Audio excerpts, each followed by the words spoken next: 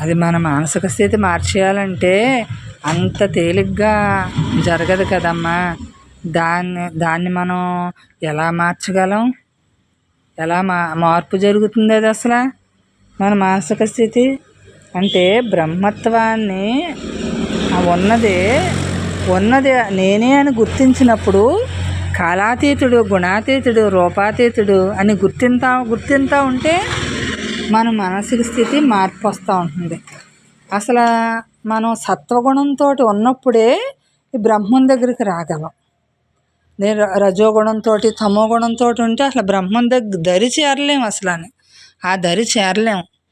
ఎందుకంటే మనకి శుద్ధమైన మనసు, మన సత్వగుణం ఉండాలి. నేను ఈ పూజ చెయ్యాలి, వ్రతం చెయ్యాలి, ధ్యానం చెయ్యాలి, నేను ఇలా మార్చుకోవాలి అనే గుణం ఉంటుంది కదా. సత్వగుణానికే ఉంటుంది అది, ఇంకో దానికి ఉండదు. అసలు రజోగుణానికి ఉండదు, తమో గుణానికి ఉండదు. తమో గుణం వాయిదా వేసేస్తూ ఉంటుంది. ఇప్పుడు వద్దు అంటుంది, బ్రహ్మం వద్దు అంటుంది. మన లోపల మనల్ని బ్రహ్మంగా నిలబడినవ్వదు. ఇప్పుడు వద్దు అంటుంది. ఇప్పుడు కాదు, ఇప్పుడు అవును అంటుంది. మరి రజోగుణం ఏమంటుంది? నేనే ఎక్కువ అంటుంది, నేనే ఉన్నానంటుంది, అన్నిటిలోని నా వల్లే జరుగుతుంది అంటుంది, నేను మాట్లాడేలంటుంది, నేను విన్నానంటుంది, నేను సవరించుకున్నానంటుంది. ఇదంతా కూడా రజోగుణానికి సంబంధించింది. మరి పరమాత్మ ఎలా ఉన్నాడు? గుణాలకు అతీతంగా ఉన్నాడు కదా. మరి ఏ గుణంతో మనం నివసిద్దాం? అసలు ఈ గుణాలకన్నిటికి అతీతంగా ఉన్నవాడిని గుణంతో సరిచేద్దామా మనం? ఏ గుణం ఉన్నా మనకు పరమాత్మగా మనం మిగలలేము. అన్ని గుణాలని కూడా బ్రహ్మార్పణం చెయ్యాలి. బ్రహ్మంలోంచి ఈ గుణాలు ఇలా విజృంభిస్తున్నాయి. మనం గుర్తించి నడవాలి, గుర్తించాలి, ప్రతి క్షణము గుర్తించాలి. ఎరుక నీ మూలం నీకు తెలిసినప్పుడు ఎరుక అక్కడ నిలబడుతుంది, లేదంటే నిలబడదు. ప్రతి క్షణము ఉన్నదదే అనుకోవాలి, ఉండాలి, మిగలాలి. ఉన్నదాంతో ఉండాలి అంటే మరి అనుకోకుండా ఎలా ఉంటాము? అనుకోవాలి. ఎలా అనుకోవాలి? ఇప్పుడు మనకు లోపల కదులుతుంది, ఆ కదిలేది నేను కాదని అనుకోవాలి కదా. అనుకుంటే కదా అక్కడ కదలందంటే ఏంటో మనకి ఎన్నిసార్లు అనుకుంటే అక్కడ కదలంది మనకి అక్కడ మిగులుతుంది. ఎన్నిసార్లు అనుకోవాలి? అహర్నిశలు, రాత్రులు లేదు, పగలు లేదు, జాగ్రత్త, స్వప్న, సుషుప్తి ఏమీ లేదు. అన్ని రకాల్లో ఉన్నది ఒక్కటే అయినప్పుడు ఈ కదిలేదాన్ని నేను కాదు అనుకుంటే అక్కడ మిగులుతానికి అవకాశం ఉంటుంది. మరి ఈ పని చెయ్యకపోతే దాని ఫలితం ఉండదు. ఫలితాన్ని ఆశించక్కర్లేదు. మనం అక్కడికి వెళ్ళిన తర్వాత ఏ ఫలితం మనకు అవసరం లేదు.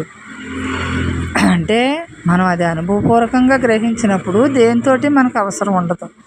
మరి నడత నడవాలి అని అంటున్నారు. మరి ఎటువంటి నడత నడవాలి? ముందు నుంచోటం నేర్చుకుంటే నడక ఆటోమేటిక్గా అది వస్తుంది. బ్రహ్మంగా నిలబడాలి. ముందు మనం బ్రహ్మంగా నిలబడాలి. ఆ నడత మనకి అనుభవపూర్వకంగా గ్రహించగలుగుతాం. అంటే అనుభవం మన చేతుల్లో లేదు, మనసు చేతులకు అప్పచెప్పాం. మరి అనుభవమే మనమయ్యుండి మన నుంచే ఆ మనసుని ఎందుకు వాడుతున్నాము అంటే బ్రహ్మం వాడుకుంటున్నాడు. బ్రహ్మమే. ఇప్పుడు ఈ వాక్కు ఎవరు వాడుకుంటున్నారు? నా వాక్కు నేను కాదు. ఇక్కడ నేను ఇప్పుడు మాట్లాడే విధానం నేను కాదు అసలు, బ్రహ్మం వాడుకుంటున్నాడు. ఇక్కడ నేను వింటున్నాను, బ్రహ్మం చెబుతావంటే నేను కాదు, అక్కడ బ్రహ్మమే వింటున్నాడు. నేనెవరిని ఇక్కడ మాట్లాడటానికి, నేనెవరిని ఇక్కడ వినటానికి? అక్కడ బ్రహ్మమే సవరించుకుంటున్నాడు. ఉన్నది అక్కడ బ్రహ్మమే అయ్యింది, రెండోది లేదు అసలు. నేను గాలి పీలుస్తున్నాను, బ్రహ్మమే కదా, అందులోనే ఉన్నాడు కదా, ఎందులో అయినా తానే ఉన్నాడు కదా. దానికంటే విడిగా లేని దాన్ని విడిగా ఎందుకు చూడాలి మనం? విడిగా లేని దాన్ని విడిగా అంటే మనం వణికిపోతున్నాం అన్నమాట. బ్రహ్మం కోసం మన చోటు మనకు ఉంది కదా ఎప్పుడూని, దాని దగ్గరికి వెళ్ళటానికి ఎందుకు వణికిపోతున్నాం మనం? బ్రహ్మం దగ్గర అందరికీ ఒకే రీతిగా చోటు ఉంది కదా. అందరికీ బ్రహ్మం దగ్గర ఒకే రీతిగా ఉంది. ఎందుకంటే అంతా తానే కాబట్టి ఒకే రీతిగా బ్రహ్మం మిగలటానికి ఒకే రీతిగా ఉన్నాడు. మరి మనకెందుకు వణికి వస్తుంది? అందరినీ తనకు వైపుకి లాక్కోవటానికి రెడీగా ఉన్నాడు. తాను రెడీగా ఉంటే మనకి నొప్పేంటి అసలు? నిలబడటానికి ఉన్నకాడ నుంచోటానికి మనకు నొప్పేంటి అసలు?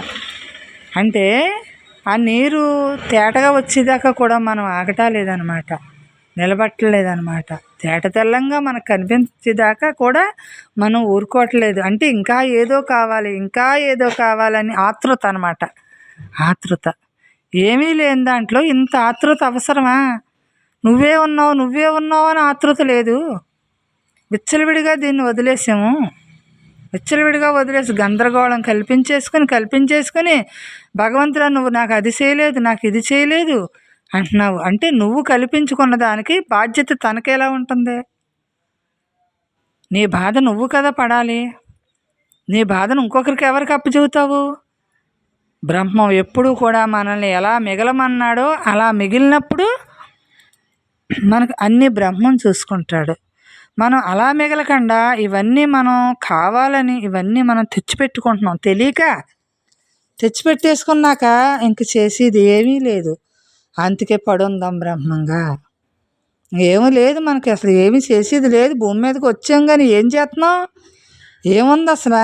చేయటానికి ఏముంది ఇక్కడ? ఈ కర్మలన్నీ వదిలించుకోవటానికి వచ్చాం కాబట్టి వదిలించుకుంటున్నాం అంతే. కొత్తగా చేసేది ఏమీ లేదు. మనం ఇందులో సాధించాల్సింది ఏమీ లేదు. బ్రహ్మంగా ఒక్కటే మిగలవలసింది, ఒక్కటే మనం మిగులుదాము. మిగలాల్సింది మిగులుతూ ఉంటే వదలాల్సింది వదులుతూ ఉంటుంది కదా. అది లేని చోటు లేనప్పుడు ఇంకా ఎక్కడ నువ్వు వెళ్ళి ఎక్కడ దూరి ఏమి కల్పించుకుని ఏం చేస్తావు?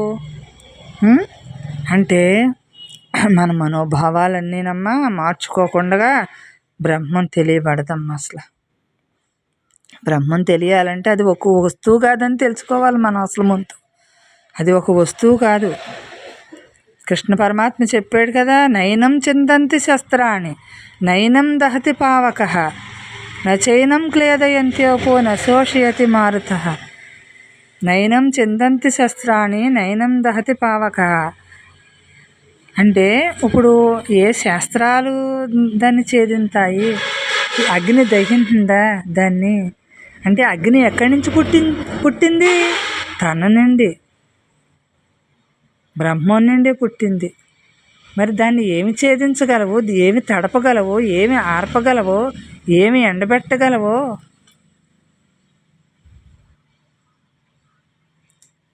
అంటే మనకి ఎలా గ్రహించాలి అంటే ఈ ఖాళీ చైతన్యం, మనం అమ్మ చెప్పిన చైతన్యం, ఈ చైతన్యం ఉంది కదా, మరి దీనిగా మిగలాలి అంటే దీన్నే చూసుకుంటూ ఉండాలి. అప్పుడు మన ఆలోచనలన్నీ, మన కదలికలన్నీ మార్పు జరుగుతుంది, మనకు తెలుస్తుంది. దీన్నే చూసుకుంటూ ఉండటమే. మరి దీనిగా మిగలటం కోసం మరి దీన్ని చూడాలి కదా, తప్పదు కదా, దీన్నే చూడాలి. మరి నడక నడవాలి అంటే మరి దాన్ని చూసుకుంటేనే ఆ నడక వస్తుంది. అక్కడ అది బ్రహ్మమే, ఇక్కడ ఇది బ్రహ్మమే. మరి ఏది చేయాలన్నా మిగలాలి అంటే దాన్నే చూసుకోవాలి. ఆ మిగిలిన దాంతో ఉంటేనే అక్కడ మిగులుతుంది. మిగిలింది అదే ఆటోమేటిక్గా ఉంది అది అక్కడ. ఇలా బ్రహ్మార్పణమైన జీవితాన్ని అనుభవించగా మనకి అలా మిగులుతామమ్మా. ఇది ఒక పట్టాని సామాన్యం కాదు. కానీ మన నిర్లక్ష్యం వలన మనం సాధించుకోలేకపోతున్నాం అంతే. మన నిర్లక్ష్యం, దాంతో మనం మిగలటం మనకు చేత కావట్లేదు. అంటే కావాలని ఉంది, కోరిక ఉంది, అలా ఉండాలని ఉంది, కానీ దాని విధానం తెలియట్లేదు. అది సూక్ష్మం కదా.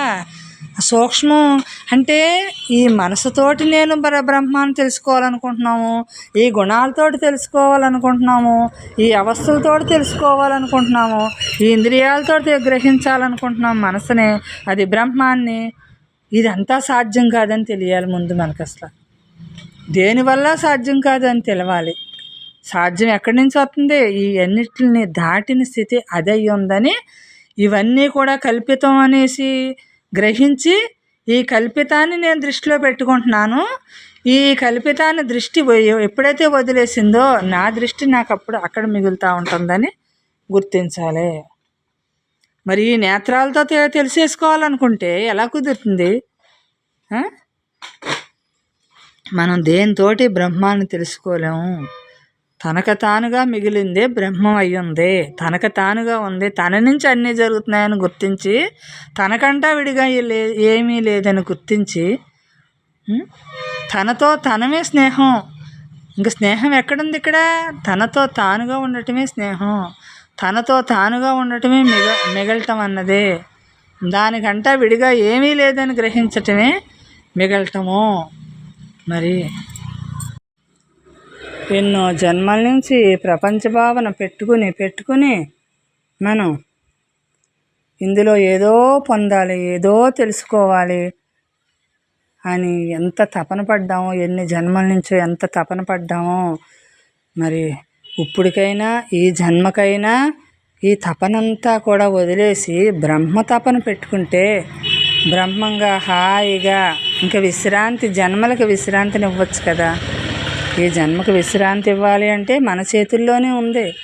మనం మిగలటం ఒకటే మనం చూసుకోవాల్సింది. మరి బ్రహ్మంగా మిగులుతా ఉంటే జన్మలకు విశ్రాంతి కలుగుతుంది. కర్మలన్నీ దగ్ధమైపోతాయి జ్ఞానం వలన. మన సంస్కారాలన్నీ ఏమైపోతాయి? బూడిదైపోతాయి. తెచ్చుకున్న కారణ శరీర వాసనలన్నీ కూడా దగ్ధమైపోతాయి. మరి వీటి కోసం కదా నేను ఈ దగ్ధం చేసుకోవటం కోసం కదా నేను వచ్చాను ఈ జన్మకే. అంటే ఎన్ని వదిలించుకోవటానికి వచ్చాను నేను. ఇంకా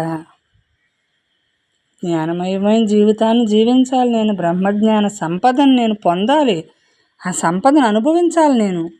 నా సొత్తది, నా లోపల ఉంది, నేను అదే, ఎప్పుడూ అదే నేను. దాన్ని నేను అనుభవించకుండా నేను ఎక్కడికి వెళ్తాను?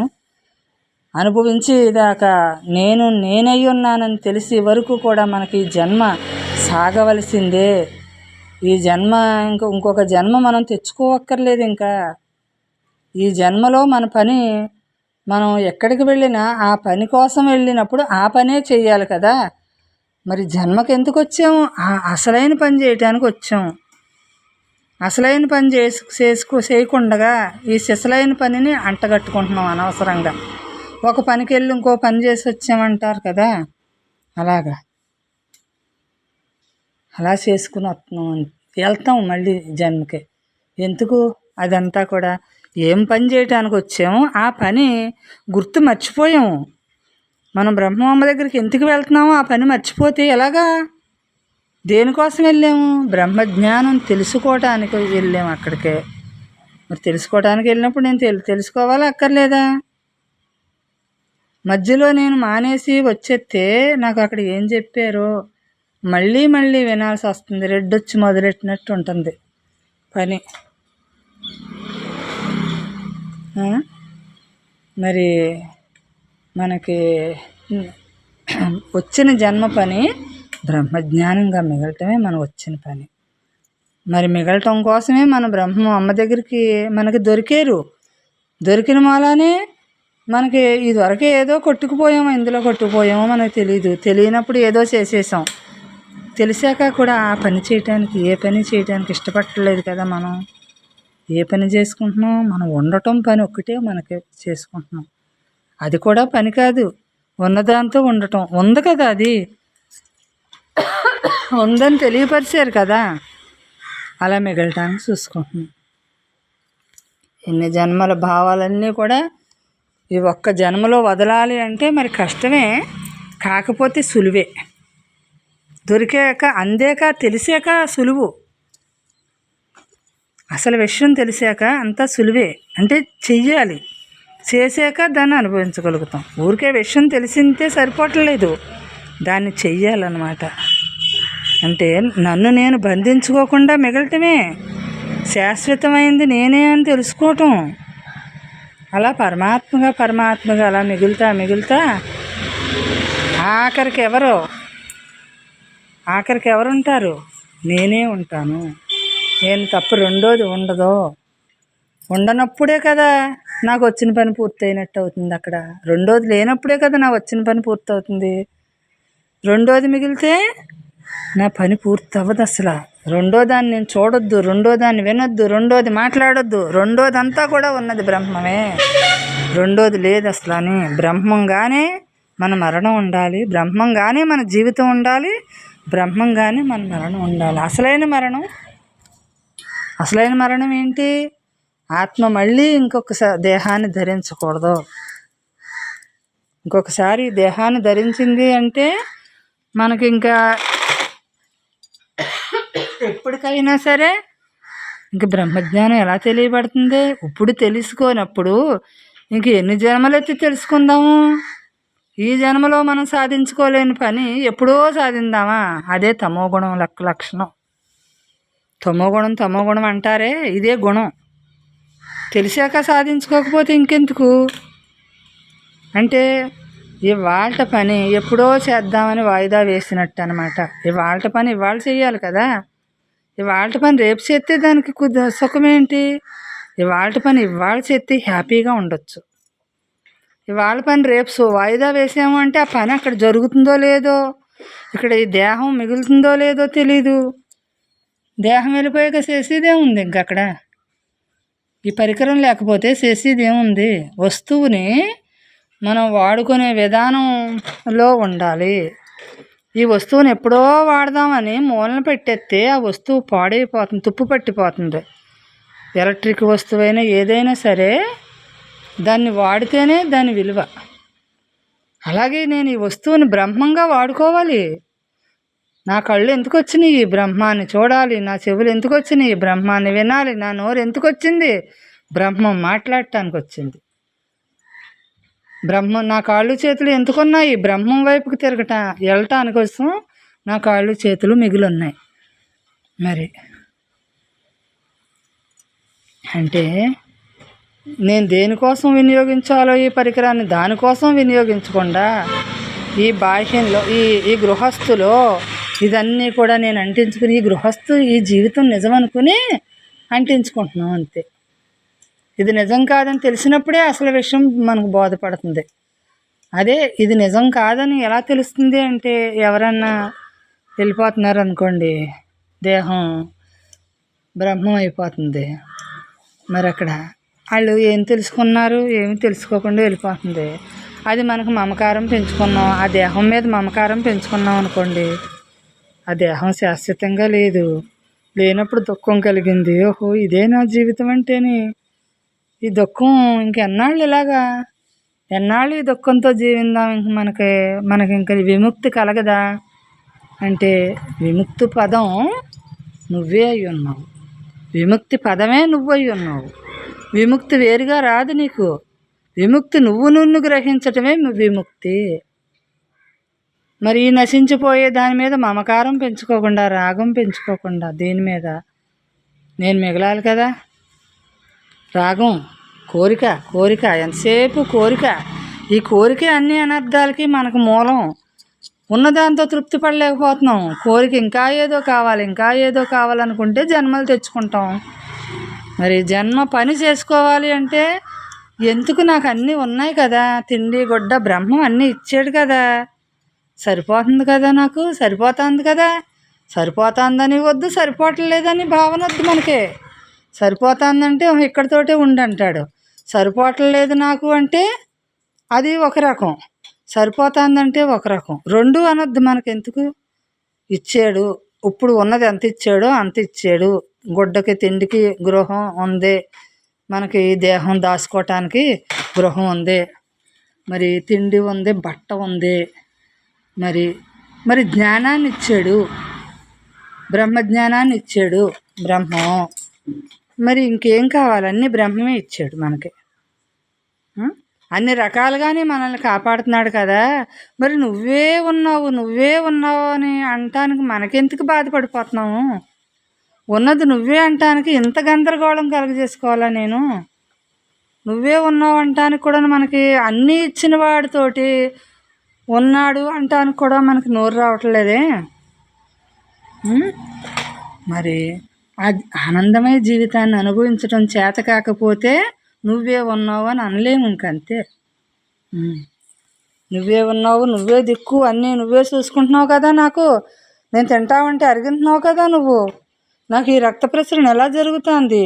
నువ్వు ఉంటేనే కదా ఎముకలు, ఈ గూడు, ఇదంతా నువ్విస్తేనే కదా ఉంది నాకు. ఈ బొమ్మను నువ్వే కదా తయారు చేసావు. మరి ఇన్ని రకాలు నువ్వు ఇచ్చినప్పుడు నేను ఎందుకు నువ్వే ఉన్నావు అని అనలేను. నేను నేను అని ఎందుకు అనుకుంటున్నాను నేను అంటే నాకు నాకు తెలియని దాన్ని అనుకోలేను కదా. తెలిసిన తర్వాత అనుకోకపోతే నాకు అంతా నష్టమే. జన్మ నష్టమైపోయింది అంతే. ఈ ఆస్తి నష్టమైపోయిందో ఇంకోటి నష్టమైపోయిందో కాదు, జన్మ నష్టమైతే ఎంత కష్టపడితే వచ్చింది జన్మ. మరి ఇది నష్టమా కష్టమా ఇది?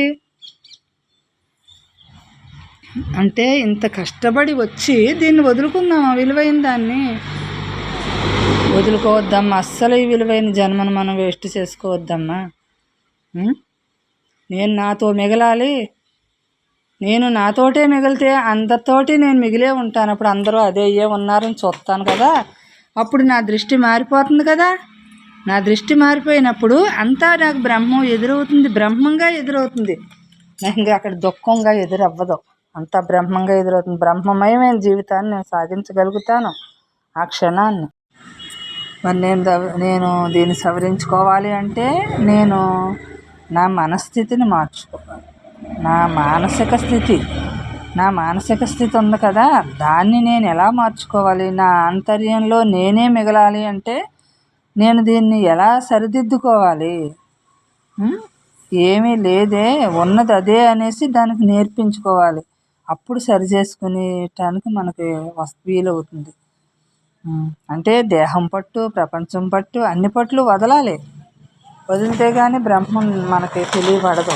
అన్ని పట్లు వదిలేస్తే ఉన్నది అక్కడ ఏ పట్టు ఉంటుంది? బ్రహ్మం పట్టు పట్టినప్పుడు అన్ని పట్లు ఆటోమేటిక్గా వదులుతాయి. జరిగిపోయిన దాంతో జరిగే దాంతో దేని మీద మనం టచ్ అవ్వం అనమాట. మన స్థానం ఎక్కడ పుట్టుకొస్తుందో మన ఆలోచన అక్కడే ఉంటాం మనం. అదే యథార్థం అని తత్వం తెలిసింది కదా. తత్వం తెలిసాక మరి ఆగుతుంది కదా. మరి ఇక్కడ దుఃఖము కలుగుతుంది, ఇక్కడ సుఖము కలుగుతుంది అంటే ఈ బాహ్యానికి కదా ఈ సుఖము ఈ దుఃఖము అని. నా అంతరంగంలో నా గుర్తుతో నేను ఉన్నప్పుడు ఈ సుఖంతో ఈ దుఃఖంతో నాకు పని ఉండదు కదా. ఉన్నదంతా ఆనందమే, ఉన్నదంతా ఆనందమే, ఆనందం తప్ప రెండోది లేదు అనే స్థితికి మనం ఎదగాలి. అంటే యథార్థం తెలిసాక రెండోది అక్కడ కనపడదు. యథార్థం తెలియనప్పుడు రెండోదే ఉంటుంది ఇంకా. అంటే ఈ భావనే మనకు కదా మనకు అడ్డం కలుగుతుంది. రెండో దానిగా భావించడానికి ఈ భావనే మనకే. అంటే ఇది ఉంది అని అనుకుంటున్నాం కదా, లేని దాన్ని ఉందనుకుంటున్నాం అంతే. ఇది మన లోపలే కదా ఇది కలుగుతుంది. మరి ఇది బయట ఎక్కడన్నా ఎవరన్నా సహాయం ఎవరి నుంచి కలుగుతుంది? ఇది మనకి లోపలే కలుగుతుంది. అక్కడే మనకు మంచి చెడ్డలు అన్నీ వచ్చినాయి. మంచి చెడు, ఇది ఇంద్రియాల పని, ఇది నా పని, ఇది ఉన్నదే, ఇది లేనిది అని ఆ భావాలే చెబుతున్నాయి మనకి. ఏ భావన లేకుండా ఉన్నప్పుడు అంటే ఈ ప్రపంచంలో ఏ పట్టు లేకుండా మనం మిగలాలి. అంటే ఏ పట్టు పడతామో ఈ ప్రపంచంలో నశించిపోయేదే కదా ఎప్పటికైనా అని. దీనికి ఆధారభూతుడు బ్రహ్మవి ఉన్నాడు. ఆడుకుంటే ఈ సృష్టి అంతా కూడా ఆడి నుంచే జరుగుతుంది కాబట్టి ఆడనే కదా పట్టుకోవాలి.